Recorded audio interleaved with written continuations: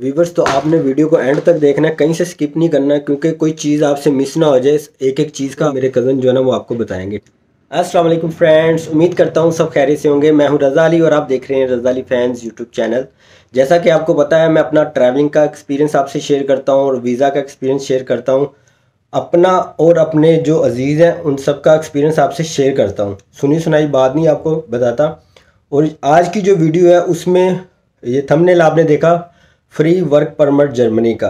तो ये मेरे कज़न का वीज़ा लगा है, तो इनसे जानते हैं कि क्या क्या डॉक्यूमेंट्स इसके लिए चाहिए और आप कैसे जो है ना अप्लाई कर सकते हैं। जिसके पास स्किल्ड हैं, हुनर हैं, वो बंदे खुद अप्लाई कर सकते हैं। किसी एजेंट के पास जाने की कोई ज़रूरत नहीं है। बाद में लगे कि देखिए, हम लोग ना कोशिश नहीं करते, ठीक है, हम कहते हैं यार किसी को पैसे दे के काम करवा लें। ये जो मेरे कज़न है, इनका 1 रुपया भी नहीं लगा। इवन के टिकट, हर चीज़ जो है ना इनकी, सब कुछ कंपनी ने की है। ये इंजीनियर हैं, लेकिन इसका मतलब ये नहीं कि ये इंजीनियर है और आप वीडियो देखने वाले में कोई इंजीनियर नहीं है तो उसको वीज़ा नहीं मिल सकता। ऐसी बात नहीं है। अगर आपके पास हुनर है तो आप जॉब सर्च कर सकते हैं ऑनलाइन। तो अल्लाह ताला मदद करने वाला है। तो अभी चलते हैं अरसलान भाई के पास और उनसे पूछते हैं कि ये सारा प्रोसीजर कैसे हुआ। अस्सलाम वालेकुम। वालेकुम अस्सलाम। कैसे हैं आप? खैरियत से हैं? शुक्र अल्लाह का। ठीक सबसे पहले तो आपको बहुत बहुत मुबारक हो कि फ्रेश पासपोर्ट पे माशाल्लाह जर्मनी का जो है ना वर्क परमिट आपका लगा है। बहुत शुक्रिया। तो हमारे व्यूवर्स को बताइएगा किन किन चीज़ों की आपको ज़रूरत पड़ी इस वीज़ा लेने में। सबसे पहले ये बताइएगा कि ये शुरुआत कैसे हुई, आपने कंपनी से कांटेक्ट किया तो क्या बात आपकी हुई कंपनी के साथ?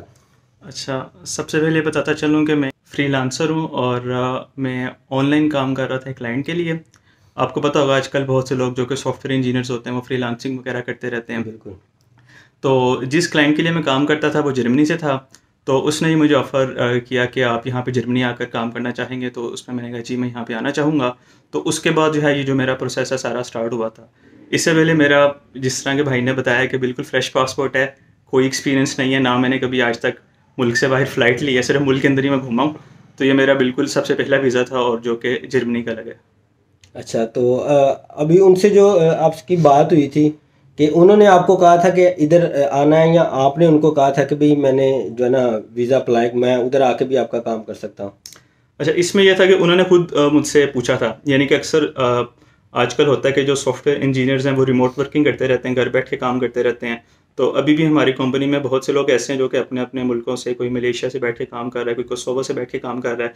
तो उनका भी यही था कि मैं पाकिस्तान से ही बैठ के काम करना चाहूँगा, लेकिन खुद उन्होंने मुझसे पूछा था कि would you like to come there. तो मैंने कहा जी मैं वहाँ पे आ सकता हूँ, रीलोकेट हो सकता हूँ। तो उन्होंने कहा था हम आपको बिल्कुल स्पॉन्सर करेंगे, पूरा सपोर्ट करेंगे आपको, और आपको बस जितनी जल्दी हो सके आप यहाँ पे आ जाएं। तो अच्छा अच्छा, आप तो चले इंजीनियर हैं, पढ़े लिखे हैं माशाल्लाह। और अब ये बताएं कि क्या, क्योंकि आपने वेबसाइट काफ़ी देखी हैं, सर्च की हैं, तो क्या जो कम पढ़े लिखे हैं, जो हुनरमंद बंदे हैं, वो भी अप्लाई कर सकते हैं? जी बिल्कुल। उसकी वैकेंसीज वगैरह कहीं आपने देखी हो कि आपको लगे कि भाई कोई या टेलरिंग का काम करता है या कोई मैकेनिक है या कोई इस तरह का जिसके पास हुनर है, तो वो क्या उधर अप्लाई कर सकता है? उसकी वैकेंसी ऑनलाइन नज़र आती हैं आपको?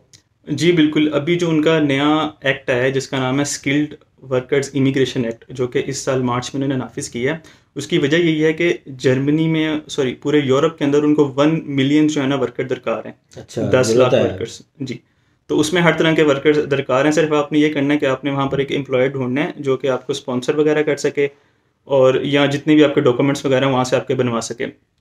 जिस तरह के मेरे एम्प्लॉयर ने मुझे डॉक्यूमेंट वहाँ से सेंड किए हैं, वो डॉक्यूमेंट्स लेकर मैं एम्बेसी गया हूँ, तो एम्बेसी ने मुझे वीज़ा दिया है। लिहाजा अगर आप भी वहाँ पे एम्प्लॉयर ढूंढ लेते हैं, अब एम्प्लॉयर आपने कैसे ढूंढना है इसके लिए डिफरेंट प्लेटफॉर्म्स हैं। चूँकि मेरा जो ज़ाती तजर्बा है वो सॉफ्टवेयर की फील्ड का है, तो उसमें कुछ प्लेटफॉर्म्स हैं, वेबसाइट्स हैं, जैसे कि उसमें ग्लासडोर आती है, लिंक्डइन आती है, स्टैक ओवरफ्लो आती है। आप इन तीनों वेबसाइट्स पे जा सकते हैं, वहाँ पर आपको जॉब्स मिलेंगी, उनके अप्लाई कर सकते हैं। और अमूमन जो अगर ये जॉब्स यूरोप की हैं तो उसमें उन्होंने नीचे लिखा होता है कि रीलोकेशन ऑफर्ड या स्पॉन्सरशिप, वीज़ा स्पॉन्सरशिप। अच्छा, इसके जो लिंक है वो भी जो है ना डिस्क्रिप्शन में हम दे देंगे, ये जो अरसलान भाई ने बताया ना आपको जो वेबसाइट्स हैं। तो इसके अलावा कोई दूसरी वेबसाइट का भी आपको पता है कि कोई और जो अप्लाई करना चाहे? देखें, जैसा कि भाई ने आपको बताया कि ये आपने थोड़ी सी कुछ एफर्ट करनी है। अब मिसाल के तौर पे अगर आपकी फील्ड बार्बर की है या आप टेलर की आपकी फील्ड है, तो आप फेसबुक ग्रुप्स वगैरह में भी देख सकते हो कि वहाँ पे जो टेलर है वो कहाँ कहाँ पे रिक्वायर है। यानी कि आप इसकी वेबसाइट वगैरह देख सकते हो। रेडिट एक वेबसाइट है जहाँ पे तकरीबन ये सारे टॉपिक्स वगैरह शामिल होते हैं, या कोरा.com है, ये जेनेरिक वेबसाइट है। आप यहाँ पे जाके देख सकते हो कि जर्मनी के अंदर कहाँ कहाँ पे फलां जो जॉब्स के बंदे चाहिए, वहाँ से आप अपनी सर्च का आगाज़ कर सकते हैं। ठीक हो गया। अच्छा, अब व्यूवर्स को ये बताइए कि डॉक्यूमेंट्स क्या क्या आपको ज़रूरत पड़ी जो आपने एम्बेसी जाना था, और एक और आपने चीज़ बताई थी 180A फॉर्म के बारे में कुछ बताया था, उसके बारे में भी बताइएगा आप। देखें, अभी जर्मनी का वीज़ा लेने में जो सबसे बड़ी दुश्वारी है वो अपॉइंटमेंट की है। उसकी सबसे बड़ी रीज़न ये है कि चूँकि जर्मनी में तालीम फ्री है, तो बहुत स्टूडेंट्स यहाँ से तालीम के हसूल के लिए जर्मनी जाते हैं, जिसकी वजह से एम्बेसी का जो अपॉइंटमेंट टाइम है वो कम से कम 1 से 1.5 साल का हो चुका है। अच्छा। तो अगर आपके पास एम्प्लॉयर आपको मिल भी जाता है, फिर भी अगर आप अभी अप्लाई करते हैं, मिसाल के तौर पे इस वक्त दिसंबर स्टार्ट हो गए या नवंबर 2020 है, तो अगर अभी आप अपॉइंटमेंट के लिए अप्लाई करते हैं तो अगले साल या 2022 में जाकर आपको अपॉइंटमेंट मिलेगी। तो उसका उसका हल आपके पास ये है कि जो इन्होंने भी नया स्किल्ड वर्कर एक्ट इंट्रोड्यूस करवाया है, उसमें अगर आप अपने एम्प्लॉयर को कहते हैं कि वो आपको 81A डॉक्यूमेंट बनवा दे, उसके थ्रू आपको अगले दिन अपॉइंटमेंट मिल सकती है। यानी कि अगर मैं नए सिरे से अप्लाई कर रहा हूँ जर्मनी अच्छा, के लिए। कई जो होते हैं एम्प्लॉयड, जो ओनर होते हैं कंपनी के, उनको अभी तक इस चीज़ का पता भी नहीं होगा, इल्म भी नहीं होगा। कुछ कुछ लोगों को पता है, कुछ को नहीं पता। अगर आपको पता तो आप उनको बता के कंपनी वालों को कि ये फॉर्म है, ये अगर मुझे मिलेगा तो मुझे अपॉइंटमेंट जल्दी मिल जाएगी। ऐसा ही है? बिल्कुल ऐसा ही है, बिल्कुल ठीक है आपने। वहाँ पे कुछ एम्प्लॉयर्स ऐसे हैं जिनके माइंड में अभी भी है कि अगर हम कोई बंदा पाकिस्तान से बुलाते हैं तो कम से कम उसे 1 साल लग जाएगा। तो आप उनको बता सकते हैं कि भाई हमें 1 साल नहीं लगेगा, अगर आप हमें 81A डॉक्यूमेंट, इसका डिस्क्रिप्शन में सारा में लिंक्स वगैरह भाई आपको दे देंगे, अगर आप हमें वो डॉक्यूमेंट जर्मनी से दे देते हैं और हम यहाँ एम्बेसी लेके चले जाते हैं, तो आपको विद इन 3 वीक्स आपको वीज़ा मिल जाएगा। मैंने 4 नवंबर को अपॉइंटमेंट के लिए अप्लाई किया था, 6 नवंबर को मेरा इंटरव्यू था, और 18 नवंबर को मेरे घर में पासपोर्ट आ गया था। तो टोटल जो है मुझे 18 डेज़ लगे थे, विद इन 3 वीक्स जो मेरा वीज़ा था वो मुझे मिल गया था। ठीक हो गया। अच्छा, ज़रा व्यूवर्स को वीज़ा के भी दर्शन करवा दें थोड़े से। और कुछ लोग होते हैं ना, कभी वैसी बातें कर रहे हैं, और जब अरसलान भाई जाएंगे ना जर्मनी में, तो उधर की भी सूरत हाल से आपको आगाह करेंगे, ठीक है? तो इन्होंने भी इंशाल्लाह नया चैनल शुरू करना है अपना। मैंने इनको कहा कि भाई आप जो है ना नया चैनल अपना बनाओ यूट्यूब का, उस पर लोगों को जो है ना, लोगों की हेल्प करो, स्टडी के बारे में बताओ। तो इस तरह इंशाल्लाह इस पर भी जो है ना अमल किया जाएगा। अच्छा जी, ये इनका वीज़ा है, तो नंबर वगैरह जो है ना वो हाइड करने पड़ते हैं, ठीक है? तो पर्सनल होते हैं। तो ये इनका वीज़ा लगा है। एक और चीज़ बता दें, ये आप देख रहे हैं 2 स्टिकर लगे हुए हैं। जो कंपनी का वीज़ा होगा ना, उसके 2 स्टिकर लगे होंगे। ये आप देख रहे हैं, एक ऊपर लगा है, एक नीचे लगा हुआ है। और जो दूसरा वीज़ा होता है स्टूडेंट वीज़ा या फिर टूरिस्ट वीज़ा जो होता है ना, वो एक ही स्टिकर लगा होता है, आपने देखा होगा। अच्छा, डॉक्यूमेंट्स बता दें कि क्या क्या चाहिए जब आपने वीज़ा के लिए सबमिट करना है। अच्छा, सबसे पहले तो 2 चीज़ें सबसे अहम है, एक आपका ID कार्ड और एक आपके पास पासपोर्ट। ये दोनों चीज़ें आपके पास मौजूद होनी चाहिए किसी भी वीज़ा के लिए। पासपोर्ट जो है 6 मंथ तक वैलिड होना चाहिए। हाँ, 6 मंथ्स के अंदर वो एक्सपायर्ड ना हो रहा हो, उसकी वैलिडिटी होनी चाहिए। अच्छा, उसके बाद जर्मनी वीज़ा के लिए जो रिक्वायरमेंट्स हैं उसका जो लिंक है वो डिस्क्रिप्शन में मौजूद होगा। उसमें मैं आपको बता देता हूँ। सबसे पहले जो डॉक्यूमेंट रिक्वायर है उनका मेन एप्लीकेशन फॉर्म है, जो कि आपने डाउनलोड करना है। डाउनलोड करने के बाद आपने उसको कंप्यूटर पे फिल करना है। फिल करने के बाद आपने प्रिंट निकलवाना है, और प्रिंट निकालने के बाद उसका आपने नीचे साइन वगैरह कर देने हैं। अच्छा, इसका जो है ना एक वीडियो बना के नेक्स्ट वीडियो में आपको वीज़ा फॉर्म के बारे में बताएंगे कि कैसे फिल करना है, ठीक है? अच्छा, उसके अलावा दूसरे नंबर पर आपके पास आती हैं फ़ोटोज़। उसमें आपने ग्रे बैकग्राउंड के साथ तस्वीर उतारनी है, जो कि यूरोपियन पासपोर्ट्स वगैरह में, वीज़ा वगैरह में इस्तेमाल होती हैं। तीसरे नंबर पर आपका आता है advance approval according to 81A, जिसके बारे में शुरू में मैंने आपको बताया था कि वो आपके एम्प्लॉयर ने जर्मनी से बनाकर आपको सेंड करना है। चौथे नंबर पर आपकी डॉक्यूमेंटेशन आती है एकेडमिक डिग्रीज़ की। इसमें एक चीज़ का आपने ख्याल रखना है कि अगरचे आपके पास एकेडमिक डिग्री है, लेकिन आपने वो HEC से वेरीफाई करवानी है। उसका तरीक़ेकार के लिए एक और वीडियो भी बन सकती है। उसमें आपने वहाँ पे बाकायदा अपनी डिग्री देकर आनी है। वो डिग्री के पीछे स्टंप वगैरह लगाते हैं। सिर्फ आपको HEC से वेरीफाई करानी है, मिनिस्ट्री ऑफ फॉरेन अफेयर्स। इसके अलावा जो बाकी डिपार्टमेंट्स हैं वहाँ से नहीं करवानी, वेरीफाई करवाने की ज़रूरत नहीं है, जहाँ तक जर्मनी के वीज़े का ताल्लुक है। हाँ, UAE वगैरह इन वीज़ाज़ के लिए वो बहुत कुछ मांगते हैं, मिनिस्ट्री ऑफ फॉरेन अफेयर्स, और पता नहीं कहाँ कहाँ से वेरीफाई करवानी होती है।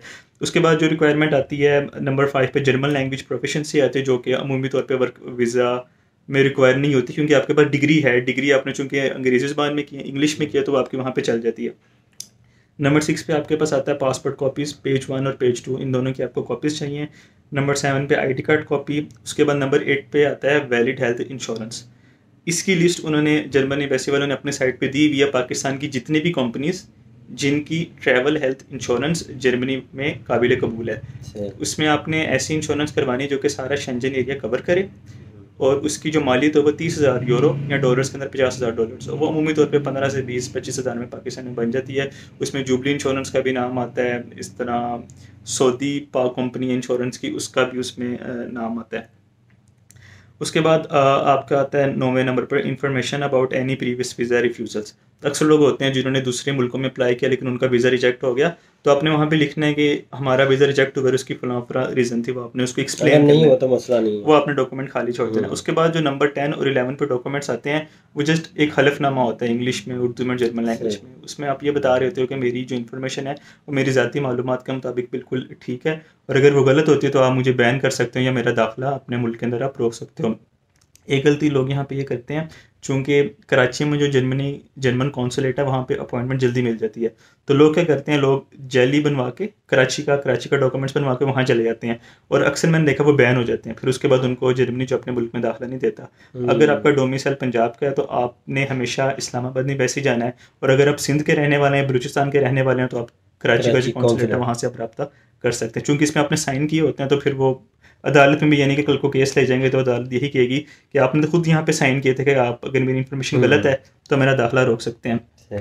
उसके बाद लास्ट पे जो सबसे अहम चीज़ है, वो जो कन्फर्मेशन ईमेल एम्बेसी सेंड करेगी कि आपका कल इंटरव्यू है, आप इतने बजे से लेकर इतने बजे आ सकते हैं, उसकी आपने 3-4 कॉपियाँ करवा लेनी है। एक तो आपने 2 सेट्स के साथ कॉपीज़ लगा देनी है, एक आपने सफ़ा हमेशा अपने हाथ में रखना है।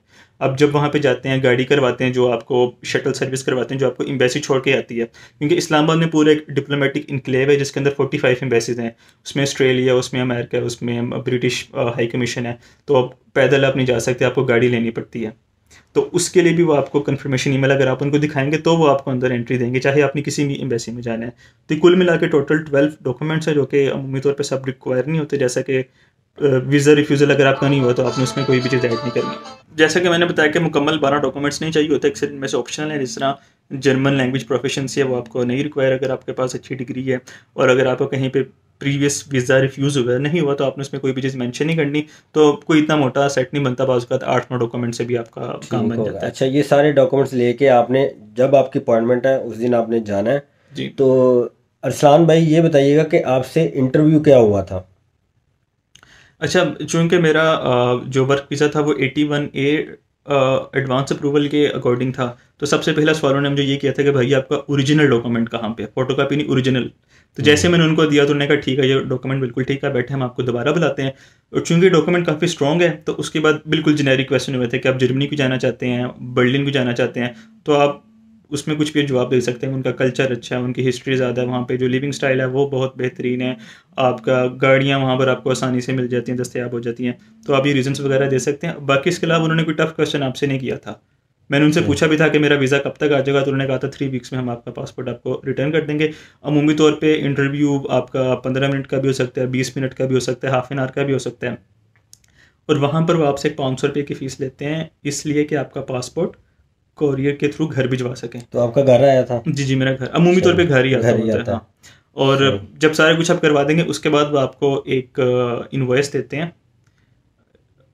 चलान फॉर्म, सॉरी आपको देते हैं इनवॉइस नहीं, चलान आपको बना के देते हैं। उधर डिप्लोमेटिक इनक्लेव के अंदर एक स्टैंडर्ड चार्टर्ड बैंक की ब्रांच है, तो उसमें आपने वो फीस जमा करवानी होती है। वो फीस जो है वो 75 यूरोज़ है, वो चाहे आप जॉब सीकर वीज़ा के लिए जा रहे हैं, चाहे स्टडी वीज़ा के लिए जा रहे हैं, वर्क वीज़ा के लिए जा रहे हैं, 75 यूरोज़। तो वो उसी दिन का जो रेट होता है वो रुपीज़ में कन्वर्ट करके अमूमी तौर पे 14,700 रुपये मैंने वहाँ पे जमा करवाया था।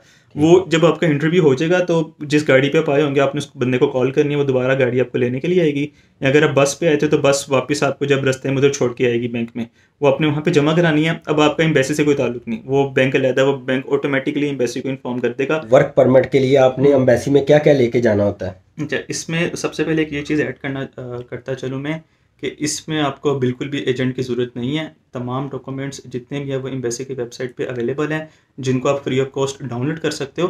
और डाउनलोड करने के बाद आपने पेन से भी नहीं लिखना, आपने उसी को PDF के अंदर ही आपने उसको एडिट करना है।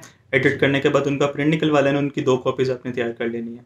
तो डॉक्यूमेंट्स में सबसे पहले एप्लीकेशन फॉर्म है, जो कि 4 से 5 सफ़ा का होता है। उसमें अपनी अपनी सारी डिटेल्स एंटर करनी है, आपकी डेट ऑफ बर्थ, आपका पासपोर्ट नंबर, आपका आईडी कार्ड नंबर, आपके पेरेंट्स की डिटेल्स, आपके प्रीवियस वीज़ा वगैरह की डिटेल्स, और लास्ट पे आपने उसके साइन कर देने हैं। उसके बाद जो डॉक्यूमेंट आपको रिक्वायर है वो वही जो बाहर से आएगा, 81A एडवांस अप्रूवल। ठीक हो गया, ये 2 डॉक्यूमेंट्स हो गए, इसके अलावा? जी, अच्छा, 81A जो है वो आपको ओरिजिनल फॉर्म में चाहिए। अगर आपके पास ओरिजिनल फॉर्म में नहीं है तो एम्बेसी आपको एंट्री नहीं देगी, इसका स्कैन, इसकी फ़ोटोकॉपी बिल्कुल भी नहीं चलेगी। और वो कोरियर करवाएंगे आपको? जी बिल्कुल, कोरियर करवाएंगे। और उसमें भी 2 ऑप्शन आपके पास ही हैं। मेरे कुछ दोस्तों ने वो डॉक्यूमेंट बाहर से मंगवाया, लेकिन उन्होंने यूज़ की थी DHA पोस्ट, जिस तरह पाकिस्तान की पाकिस्तान पोस्ट है, सरकारी सतह पे जो इस्तेमाल होती है। लेकिन उसमें ये होता है कि DHA पोस्ट वाले यहाँ पर आकर पाकिस्तान पोस्ट के हवाले कर देते हैं, और पाकिस्तान पोस्ट का फिर आपको पता है वो फिर आगे अल्लाह के हवाले कर देते हैं, तो वो बहुत आपको टाइम लग जाता है। DHL एक्सप्रेस भी अगर आप इस्तेमाल करते हैं तो with in 2 to 3 days document जिस भी शहर से आएगा जर्मनी के, आपके पास होगा, घर पहुंच जाएगा। बिल्कुल, उसमें पाकिस्तान पोस्ट का कोई दखल नहीं होगा। वो डायरेक्ट आपको यहाँ पे डिलीवरी करके देंगे, लेकिन उसकी थोड़ी सी फीस एक्स्ट्रा होती है, वो 70 to 80 यूरोस लगती है। लेकिन DHA पोस्ट पे भी आपके 14 से 20 यूरो लगनी है, आपकी नहीं बल्कि आपके एम्प्लॉयर के लगनी है। तो अगर आप अपने एम्प्लॉयर को बताते हैं कि इससे कितना फ़र्क पड़ेगा कि एक काम जो 3 दिन में हो रहा था और एक काम जो 30 दिनों में हो रहा है, तो 27 डेज़ का फ़र्क है, तो डेफिनेटली आपको जो एम्प्लॉयर है वो उसी चीज़ को रिकमेंड करेगा। ठीक होगा। अच्छा, ये बताएं कि आपके कोई पैसे लगे हैं कि सारा खर्चा कंपनी का है? हाँ, ये जो इस बारे में भी थोड़ा सा बता दें। हाँ, कि अक्सर कंपनीज वहाँ पर ऐसी हैं, अगर कंपनी आपकी अच्छी है तो वो बिल्कुल आपके जितने भी, क्योंकि वो उसको स्पॉन्सर्ड वीज़ा कहते हैं ना, तो जितनी भी आपके रिलोकेशन के अंदर खर्चे वगैरह आएंगे वो सब के सब कंपनी आपके उठाएगी, कंपनी आपको मुकम्मल तौर पे सपोर्ट करेगी, यहाँ तक कि आपको टिकट भी ऑफर करेगी, अगर आपको वहाँ पर एक अच्छा एम्प्लॉयर मिल जाता है।